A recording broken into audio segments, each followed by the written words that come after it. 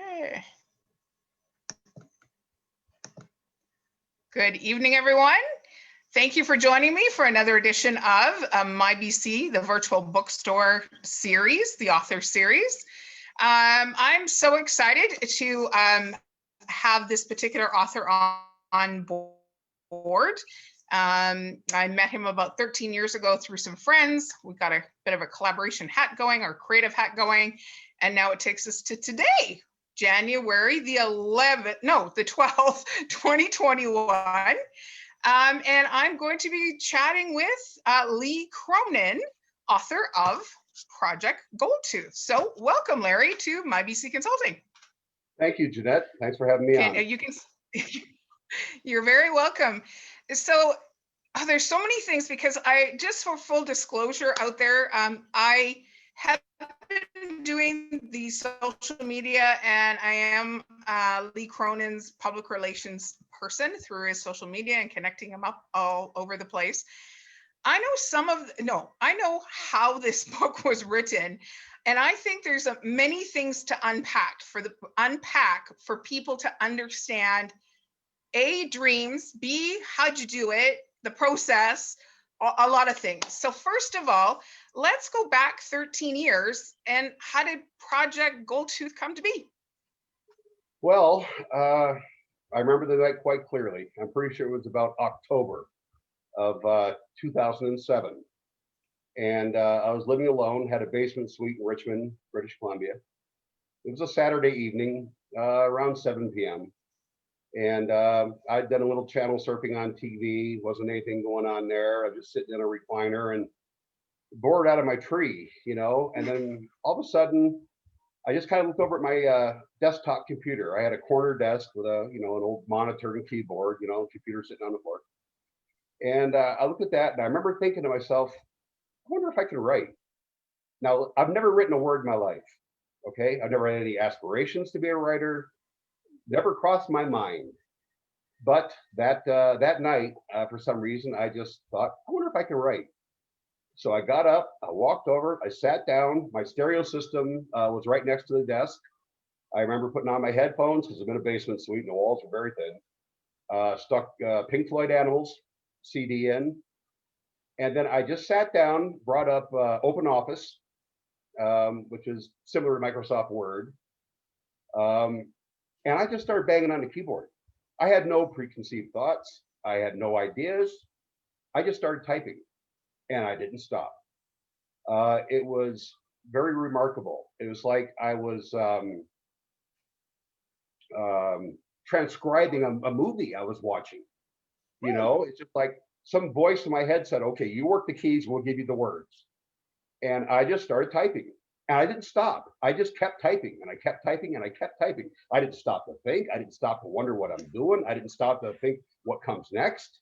My fingers were working the keyboard, and I kept going, and I kept going, and I kept going. And like I said, that started about 7 p.m. And it got dark shortly after that. And then it seemed like 10 minutes later, I kind of stretched, because I've been in this chair for a lot longer than I thought I was. I looked out the window, and there's sunlight coming through the window. I looked at the clock. There's sunlight coming through the window. It was about 6 o'clock in the morning. And I go, oh my what goodness. happened here? I looked down the lower left-hand corner, and I had a page count of 17. Oh my goodness. Pages written, which I wrote nonstop. I don't even think I got up to use the bathroom. And I just pounded these things out, until I caught up to myself in the morning light. And then I sat back and went back to the very beginning and read through it. And now I'm kind of looking at it from the outside looking in, scratching my head going, where did this come from? What's going on here? Right. And I had more story to go. I could have kept on, probably wrote all day long, but I did. I wrote all night long, and I was tired. So I thought, okay, this is really weird. So I saved it, and then went and got some sleep. And then I remember the next day, I got in touch with my daughter Lisa, my oldest daughter Lisa, and I said, hey, look, I had some weirdness happen last night. I'm going to email you something. You have a look at this and tell you if this makes any sense, Right. And she read it and she got back to me and she was just blown away. She goes, "Holy cow, Dad, where did this come from?" I go, "Wish I knew." I wish I knew, but all I knew is I wanted to get back to it because there was more story coming. And like I said, there was no preconceived ideas whatsoever. I pulled this thing out of smoke, out of the thin air, and Wow. and that's how it happened. And so from that point forward, I just every minute I was at home, I was banging on the keyboard, and then Right. Right. when I was at work, I was thinking about it constantly. I don't even remember doing my job. I was driving a cement mixer, and I was doing my job, and but my mind was on this story. And then, So if so we can pause you there just for a second. Fast forward a couple of 3 or 4 months later, I think through friends we met. yeah, that was a And New Year's Eve. yeah, New Year's yeah, Eve, we 2007. right. Yep, and And at that particular time, I was working for I think Staples then, Staples. Yep, in and Coquitlam. you shared with our friends what you were doing. I Mhm. think no, I think I kind of got your story through your friends because you were always talking about you writing this book every time Yeah, you but got together with your friends. keep in mind, I was not writing a book yet. Right. Yeah. Exactly. I wasn't writing a book. I just had a story exploding in my head, and I was just putting it down so I didn't forget it. I didn't set out to write a book. I had no idea what was going on. I was along for the ride. Right. Then of course, all I could do was write when I was at home. I didn't Hmm. have a laptop or anything. Then I remember meeting you that New Year's Eve, and I remember you and I staying away from the rest of the crowd because you and I were the only two that didn't smoke cigarettes. Yeah. And we were staying out of the gas chamber that was Lloyd's den. And of Yeah. course, we had to have something to talk about. And so I started talking to you about the story and how I wished I could put more effort into writing. And that's when you made a life changing suggestion that brought along this. You said, "How You about using a Palm Pilot?" Yeah, so at the time I worked at Staples, and Palm Pilots were a big thing. So dial it back, the years. In truth, there's it's almost a relic now. I had the opportunity. I think we were clearing them out because they weren't being used back then anymore, Mhm. and gifted you a Palm Pilot, thinking that it's got a keyboard because you were saying you Yes, needed a it does. keyboard to keep it Let me, going. let me hold this up nice and close to the camera. Yes, that It does teeny have a tiny little keyboard, keyboard. but also let me put a thumb up here. Yes, As you can see, I can cover almost half the keyboard with my thumb. So, exactly. my first thought was great mobility to write until I saw the keyboard. And I got, this is going to cost me my eyesight if I try to do this. But you had another trick up your sleeve. You had me hand it to you. You handed it back to me, and all of a sudden there's a keyboard on the screen and a stylus. How would this work? Well, I tell you, that changed everything because this little sucker would fit in my shirt pocket and the Hmm. stylus fits in a little groove on the side and I could take it anywhere. The battery would last all day long. And so next thing you know, I mean, every minute I was writing at stoplights. I was waiting, waiting to load, waiting to unload. Didn't matter. If I wasn't physically turning a steering wheel or shifting gears, I was punching on the Palm Pilot. And I remember that. So it made a great big difference to me. Um, once I got the software, they call it Documents to Go, Hmm. which we had to put in there so I could transfer the words from the Palm Pilot to the desktop at home. So, how long did that first Palm Pilot last? Because there's a bit of a multiple story when it comes to Palm Yeah, Pilot's years. I be honest with you, I don't remember when you and I first met. I was about halfway through what we're calling book one now. Okay, like I said, I wasn't writing a book at the time, but yep, I was about halfway through that story. Um, and I seem to think that I got, I think I'm guessing about a third of the way into book two. Hmm. And then I remember that day that I went to work, and I always plugged the thing in and charged it up. Went to work, pulled it out, it wouldn't turn on. I thought, well, I know I charged it up, it wouldn't turn on. Couldn't write a word that Yeah. day.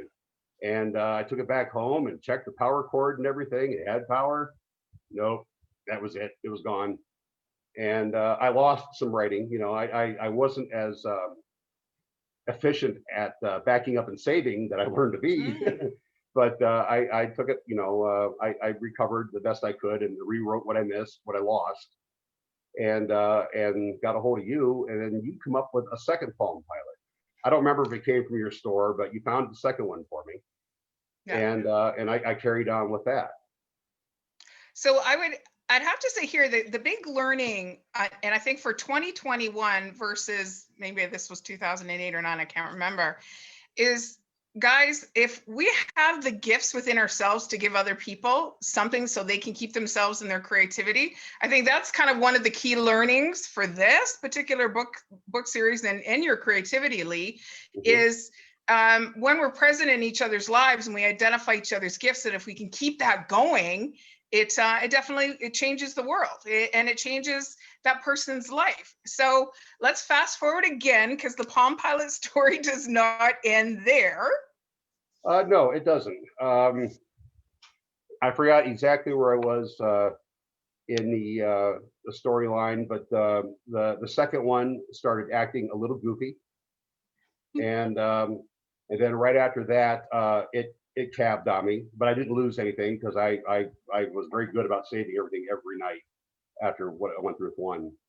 And then right about then, my wife Natalie came into my life. Okay, so that was the most important thing in the world to me. So I put the books on the back shelf and completely forgot about them. And I didn't forget about them, but they were a very low priority. I had a new life that I was building now, and I had I had much more important priorities now. Natalie and I moved to Penticton. She already lived in Penticton. I moved her to Burnaby, and then I moved back to Penticton with her. And I was driving cab in Penticton, which is a great job in the summertime. But in the wintertime, it's pretty scarce. You can sit for hours between calls, get a $3 call, then sit for another 4 hours. And I remember sitting there on those cold nights in that cab and thinking, man, oh man, I got all this downtime. And then I started thinking, I'd kind of like to get back into the books and get back into things. Now, I already knew Palm Pilots have been discontinued. Internet. Oh, there, you're back. Sorry, I had a little blip in my. We paused at, I think you were in the taxi cab, Lee. Yeah, I was driving cab, and in the wintertime, you have a lot of downtime in Penticton. There's not much to do, so I had a lot of time on my hands. So I thought, well, I want to get back into writing, and of course, I want to do it on a Palm Pilot, but they weren't being made anymore. But as luck would have it, I just happened looking to buy and sell, and lo and behold, someone had a Palm Pilot for sale up in Kelowna. So I flashed off a call. The next day, I drove up to Kelowna to some paintball park, and it was a girl that worked there. The 16-year-old kid worked behind the counter. She had this Palm Pilot. Actually, yeah, my wife just corrected me. West Bank, not Kelowna. Okay. That's the second Palm Pilot that you found for me. Yeah. Okay. So the keyboard is now gone. So at least the screen is a little bit bigger for your stylus. Yeah. On the second one. Yeah, and if you, I don't know if you can see it on the screen. If you look real close to the bottom half, it's all gnarled up. I know, that's amazing. And then the one I got from Kelowna or from West Bank is this little white one. West Bank, this little white one. And so I got that and I went right back to writing, and that got me through the end of book 4. I was able to actually complete the 4th manuscript on that Palm Pilot. And, so 4 books. Can we kind of do the math a little bit and let everybody know, 1 letter at a time, how many words do you think you've typed on those 3 Palm Pilots altogether? 500,000. 500,000 words. Yeah. 500,000 words is in part. So 4 books, and this is this one here is 433 pages. Yeah, 433. And we got to tell you, book 2 is in some editing right now. We're waiting for this book 1 to come out in the audio version before we think about putting book 2 into the queue.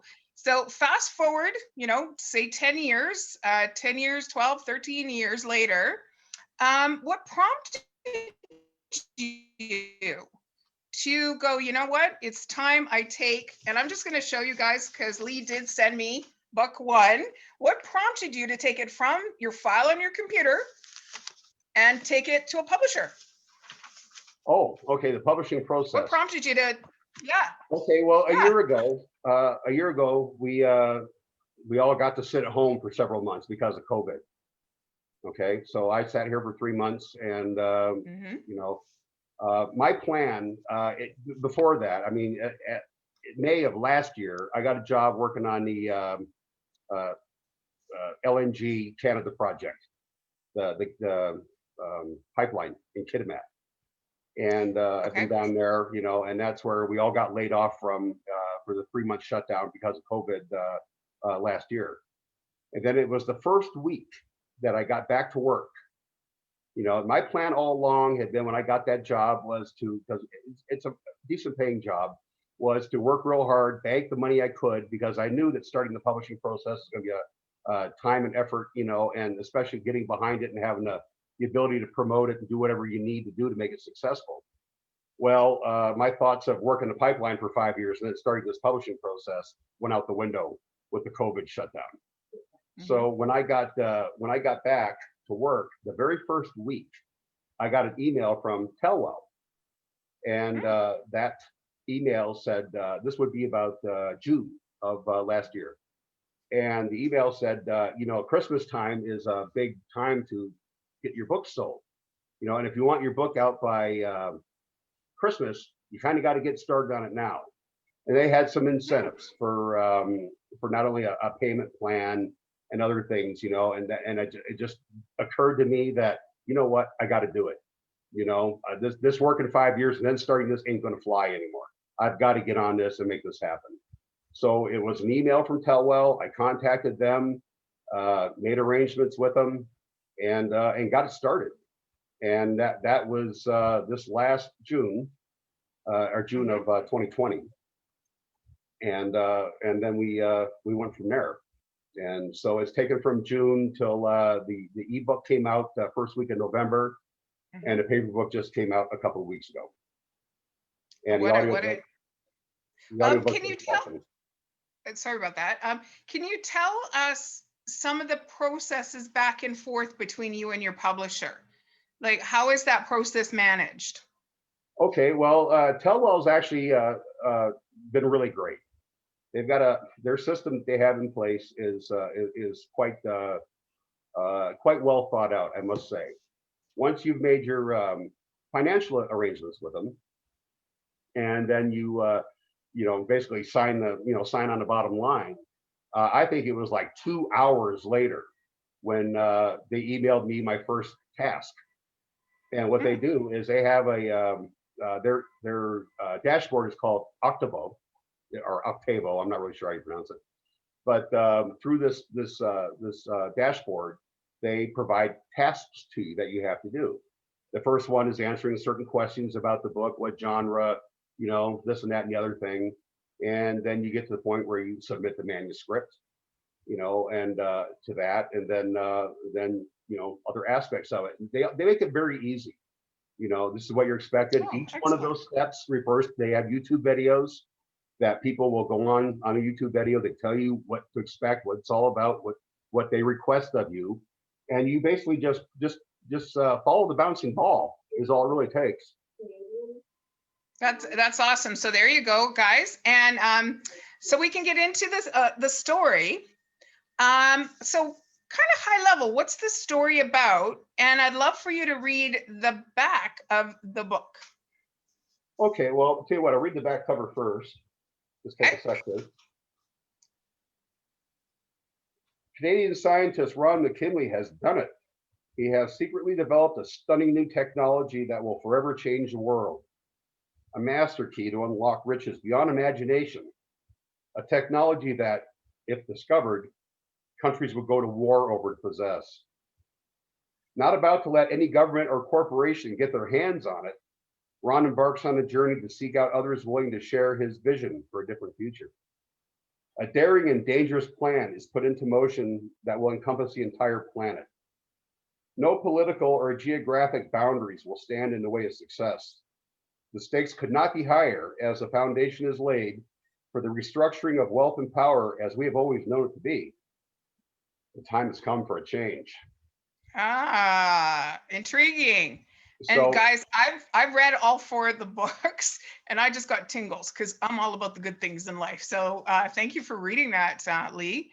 mhm. So the title, Project Goldtooth. I don't want to give too much away, but where did that come from? Well, I'll tell you what, I really can't say anything about that because Okay. that does get disclosed real early in the book. Okay. Okay, you don't have to get very far into the book, and that gets answered. But I really couldn't Okay. say anything about it without without that being what they call a spoiler alert or something.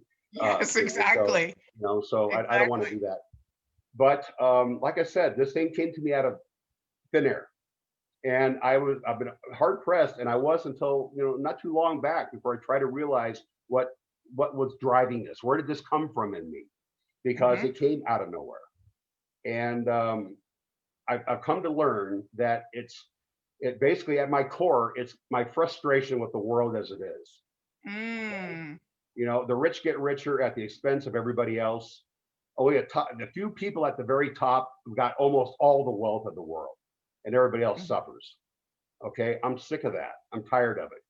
You know, and this whole "screw you, me first" attitude the world has. We're born into it. It's got to go. It's got to go. And I think I wanted to do something to show. So basically, what Project Goldtooth is a means by where I am going to put unlimited resources in the hands of people who care about people who only Mm. want to do good. And that's why I quote one of the lines from that back cover: "No political or geographical boundaries make a difference to my people. They are not out to steal anybody's gold. But if it's somewhere people don't know about it, then they're going in and they're going after it because Right. you can't help the poor people of the world if their governments don't want them helped. Okay, Yep. so that's why we're bypassing the rules, we're bypassing the government, we're bypassing the corporations. We're going to go in there and we're going to fix things ourselves. And Okay. I'm gonna get you to pause there because if you go any farther, you just might let it out because you're so passionate about this story, about Okay. how they're going to do it. We need Okay. our readers to dig in to understand the human dynamic within this book. It's very Telwell was saying some of the richest dialogue ever created from any of their authors are within these pages. And it's very difficult, that they say, for an author to write great dialogue between people. Mhm. And Lee, you've definitely done that. Intriguing. You bring people along in a way that they're able to figure out just who that person is that is saying those words. Mhm. So we're excited for the next chapter, or the next way that you can listen to this book. I know you chose the audio person that's going to be reading it, and that's due at about 4 to 6 weeks, correct? We should have the audio available. Yes, my understanding, we just secured the deal on the audio, and it's in production now. And from what the narrator tells me, we should be able to get her done by early March. Perfect. So So just a with that little month and a half, we should have her out there. That's great. So I'm going to wrap this up. Thank you so much for coming. It's been quite a journey with you over these years. It's only the beginning. Whenever I type anything out on your social media on your behalf, can you let everybody know where you are located right now? You said Kitimat. There's some people. I have people all over the world that follow me on MYBC Consulting. Where are you exactly Okay, in the world? my job is in Kitimat. That's Okay. where I work. That's Okay. 1,100 kilometers away from where I live. My home is Charlie Lake, which is just on the north edge of Fort St. John, British Columbia. Okay. Perfect. So it's exciting time. I say it's only the beginning. We know that this book will lend itself well to maybe a television movie, and then into a bunch of series, or a bunch of series, a television series into a big movie. It's definitely timely right now. So you can purchase the book through Amazon, Chapters, Smashwords, lots of different things. Please visit projectgoldtooth.com. You'll see all the links on there, and there's a lot of fun. So we've designed, or Natalie's son did our website, Nicholas. and Nick, and he made the globe come to life on our website. So it's a lot of fun to kind of play around with the different stars that are on there. Nicholas, he developed a beautiful website. It's fully interactive. You can click on anything, you know, and his company, Tension Core, is they're the ones, they not only built the website, they developed it, they're hosting it, you know, so Nicholas did just a stellar job. Absolutely. Bring that to life online, you know, and then of course your efforts are on there with the social media. And, you know, so the support I've gotten from my wife, from Nicholas, from you, you know, it all came together so well to make this happen. And I'm so happy to have had this opportunity to talk about it. And I really, really hope that it changes lives. And I really hope it maybe changes some attitudes, you know, where people start maybe rethinking how they feel about their fellow man in the world we live in right now. So I'm going to say kind of an interesting word, almost truth fiction. If we can bring the fiction that's going on in this book to our truths in this world, we're definitely going to be changing the world with your books, Lee. You know, So I was told a description the other day I hadn't heard before. Visionary science fiction. Beautiful. And on that, that's a perfect way to end this this chat with a new author. So congratulations on being a new author, and for having your books. You can go to mybcconsulting.com as well. And on my website is on the virtual bookshelf. I just know a lot of authors in my life, guys. I love books. I think it's we are the steward of other people's creativity when we hold their art in our hands, or we hang their art on our walls. So enjoy your night, and we shall chat again next Tuesday night. I'm not sure who's going to be my author next Tuesday night on the MYBC virtual bookstore. Enjoy your night, and thank you again, Lee. Thank you very much, Dudette.